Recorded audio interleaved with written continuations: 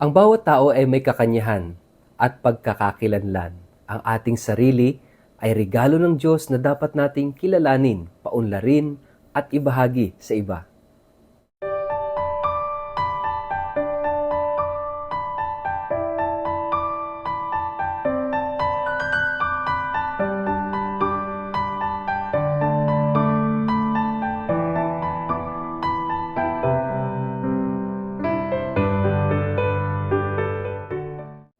Ang mabuting balita ng Panginoon ayon kay San Juan.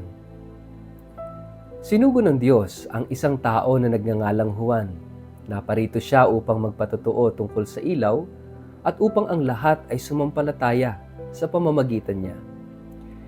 Hindi siya ang ilaw, subalit naparito siya upang magpatotoo tungkol sa ilaw. Ang mga pinuno ng mga Hudyo sa Jerusalem ay nagsugo ng mga pari at levita upang itanong kay Juan kung sino nga ba siya. Hindi nagkaila si Juan, sa halip ay maliwanag niyang sinabi, "Hindi ako ang Kristo." "Sino ka kung gayon?" tanong nila. "Ikaw ba si Elias?" "Hindi ako si Elias," tugon niya. "Ikaw ba ang propeta?" Sumagot siya, "Hindi rin." "Sino ka kung gayon? Sabihin mo kung sino ka upang may masabi kami sa mga nagsugo sa amin. Ano ang masasabi mo tungkol sa iyong sarili?" Tanong nilang muli.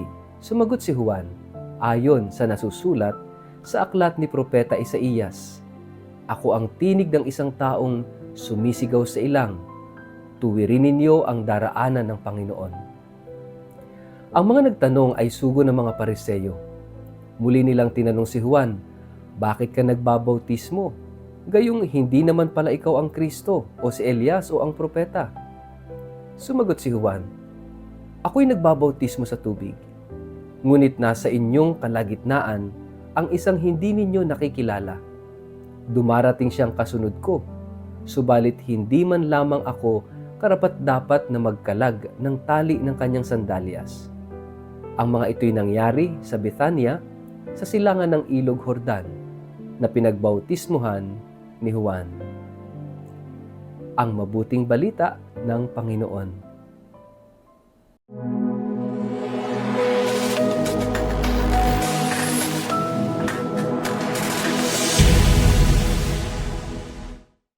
Mapagpalang araw po sa inyong lahat. Kumusta po kayo? Ang atin pong word of the day ay self. Bago po tayo magpalalim sa ating reflection ngayong araw na ito, kayo po ay muli kong inaanyayahan na huwag kakalimutan na mag-like, mag-follow at mag-subscribe sa ating page na Word of the Day at Father Richard Lagos. Ganun din po, paki-share ang ating videong ito sa inyong kapamilya, kamag-anak, kaibigan, mga kakilala sa social media para po sama-sama tayo sa pagiging media evangelizers at online missionaries na nagpapalaganap ng salita ng Diyos sa mundo ng social media. Mga kapatid, 8 days na lang, Pasko na, at tayo ay nasa ikalawang araw ng ating Misa Aguinaldo o Misa de Gallo. At ngayong araw na ito, mayroon na namang panibagong regalo sa atin ng ating Panginoon na dapat nating makita, dapat nating paunlarin, at dapat nating ibahagi. Because gifts are meant to be shared. At ano po yung pangalawang regalo? The gift of self. Yung ating sarili, yung ating pagkatao, yung kabuuan. Mga kapatid, that gift of self or selfhood ay napakahalaga dahil madalas tayo mismo sa ating sarili ang hindi nagpapahalaga sa ating sarili. Ito yung unang regalo ng Diyos sa atin, yung ating sarili, yung ating pagkatao na dapat ay ibinabahagi natin sa ating kapwa. Dahil ang regalo ay dapat lamang ibahagi. At dito sa ating gospel, doon tayo dinadala. Si Juan Bautista ay tinanong ng mga pari at mga levita, "Sino ka ba? Who are you?" Napakagandang tanong. And the question must be not who are you? Tayo, para sa atin ngayon, this question should not be asked by anybody else. Dapat yung tanong na yan ay tayo mismo sa ating sarili ang nagtatanong. And the question should be, who am I? kung may nagtanong man sa atin ng, sino ka ba? Sana tanungin din natin ang ating sarili, sino nga ba talaga ako? Who am I? At napakahalaga nung tinatawag nating self-reflection, yung pagnilayan natin ang ating sarili. No? Sabi nga, the unexamined life is not worth living. Kapag hindi tayo nagsusuri ng ating sarili, kapag hindi natin tinatanong ang ating sarili, yung bang buhay natin ay parang hindi marapat isabuhay. Kaya nga sinasabi rin ng mga ancient philosophers, sabi, know thyself, kilalanin ang sarili. Napakahalaga po nito. At ang tanong sa atin, gaano ba natin kakilala ang ating sarili? Kasi kapag hindi natin kilala ang ating sarili, hindi rin natin alam kung ano yung ating mission sa buhay, hindi rin natin alam kung saan tayo patutungo. Because the first step is knowing thyself. No? Yung pagkilala sa ating sarili. And sometimes, para makilala natin yung ating sarili, dapat alam natin kung sino yung hindi tayo. To know who am I must know who am I not. Mahalaga po yun. At ito yung sinasabi sa ating gospel today, no? Ikaw ba, sabi dito, ikaw ba ang Kristo? Hindi ako ang Kristo. Ikaw ba si Elias? Hindi ako si Elias. Ikaw ba ang propeta? Hindi ako ang propeta. Sino ka? Mga kapatid, napakaganda nun, ano?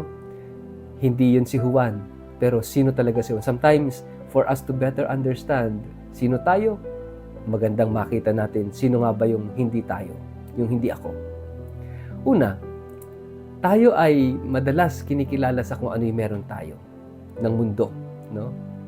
At yung halaga natin at pagkakakilala natin depende sa kung ano yung meron tayo.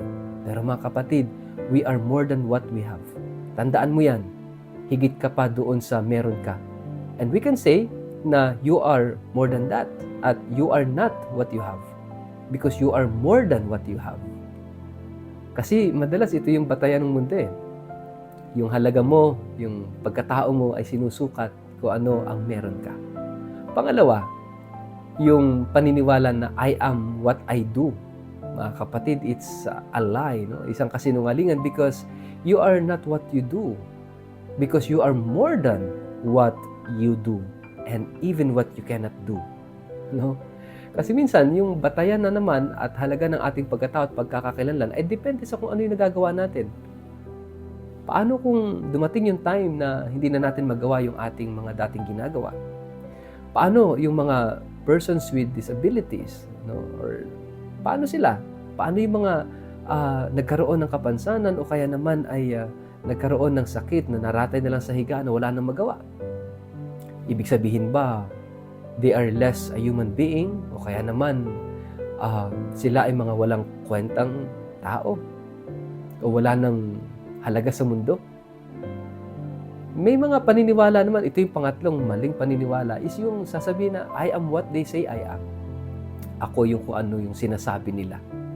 Again, it's another lie. Kasinungalingan dahil you are more than what they say you are. You are not what they say you are because you are more than that.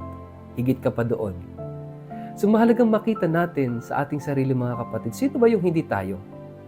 Hindi ako kung anong meron ako. Hindi ako kung ano lang yung nagagawa ko.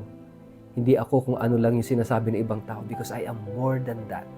At yung more than that, doon natin tatanungin na ating sarili, kung hindi ako ito, sino nga ba talaga ako? Or kung hindi lang ako ito, sino nga ba talaga ako? That's the best question. And it is a personal question. At itinuturo ng ating pananampalataya that we are all created in the image of God. Wangis ng Diyos. Yan ikaw. Nasagot na ba yung tanong na sino ako? Ako'y wangis ng Diyos? Hindi pa. Why? Because we have to know who God is. Sino ba ang Diyos? Kasi mahalaga yung tama na pagkilala sa Diyos para maintindihan ang sarili. Kaya ang susunod na tanong, sino ang Diyos? Kasi ako'y wangis ng Diyos. Kaya mga kapatid, hindi natin mararating yung ating selfhood, yung ating identity kung tayo ay malayo sa Diyos. Because we are created in the image of God. At sino ba ang Diyos na sinasabi sa ating banal na kasulatan? God is love. Ang Diyos ay pag-ibig. Ibig sabihin, kung ang Diyos ay pag-ibig at ako'y nilikhang wangis ng Diyos, ibig sabihin ako ay pag-ibig. Ako'y mahal at dapat nagmamahal. Because this is who I am, no? Sapagkat ito yung aking pagkakakilanlan, no?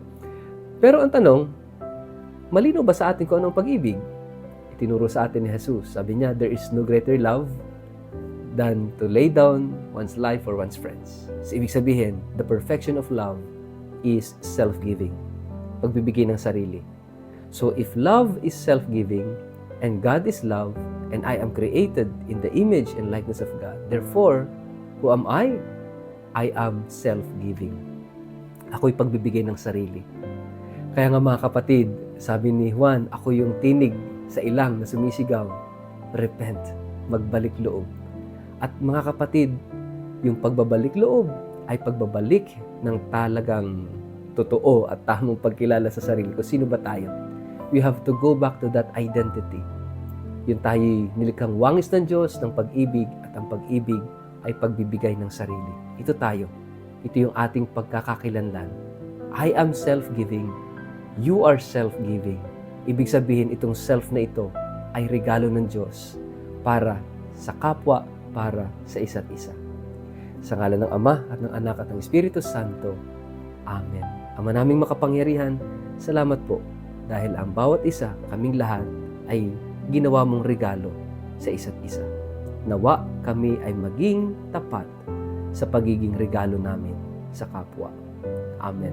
Pagpalain po kayo at ingatan ng makapangyarihang Diyos, Ama, Anak at Espiritu Santo. Amen.